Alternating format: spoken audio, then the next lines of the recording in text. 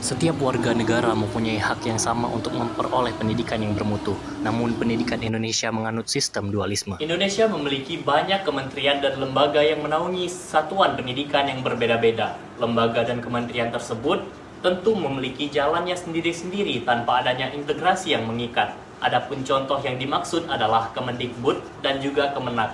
Kemendikbud menaungi sekolah umum seperti TK, SD, SMP, SMA, hingga perguruan tinggi umum. Adapun Kementerian Agama menaungi sekolah agama seperti RA, MI, MTS, MAN, hingga perguruan tinggi Islam. Pengelolaan pendidikan seperti itu telah lama dirasakan dan dinilai kurang efektif serta melahirkan diskriminatif.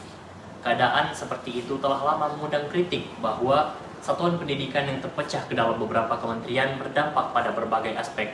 Aspek tersebut bisa mulai dari aspek orientasi, aspek anggaran, hingga aspek standar hasil kelulusan. Pada aspek orientasi, misalnya lembaga pendidikan yang berada di bawah naungan Kemendikbud lebih memahami tentang dasar negara, sedangkan satuan pendidikan atau lembaga pendidikan yang berada di bawah naungan Kementerian Agama lebih memahami tentang dasar agama. Adapun pada aspek anggaran dapat dilihat dari perbedaan alokasi dana yang diterima pada tahun 2018. Kemendikbudristek mendapatkan alokasi dana sebesar 9% atau sekitar 40,1 triliun, sedangkan Kementerian Agama hanya mendapatkan 2% atau sekitar 939 miliar. Tentu hal inilah yang menimbulkan kecemburuan serta diskriminasi antar satuan pendidikan dan mengganggu standarisasi hasil kelulusan pendidikan di Indonesia.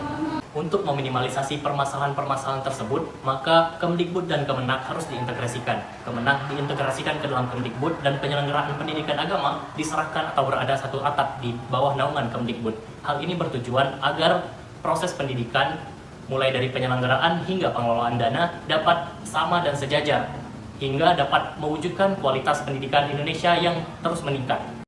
Untuk merealisasikan hal tersebut, saya sebagai calon legislator akan menggunakan dan mengoptimalkan ketiga fungsi kerja DPR, yaitu yang pertama, fungsi legislasi. Sebagai seorang legislator, saya merencanakan revisi Undang-Undang Sistem Pendidikan Nasional dengan mengintegrasikan Kemendikbud dan Kemenak. Dengan mengintegrasikan dua kementerian tersebut, Undang-Undang Sisdiknas yang telah direvisi diharapkan dapat menjadi dasar hukum yang kuat dalam penerapan integrasi ini.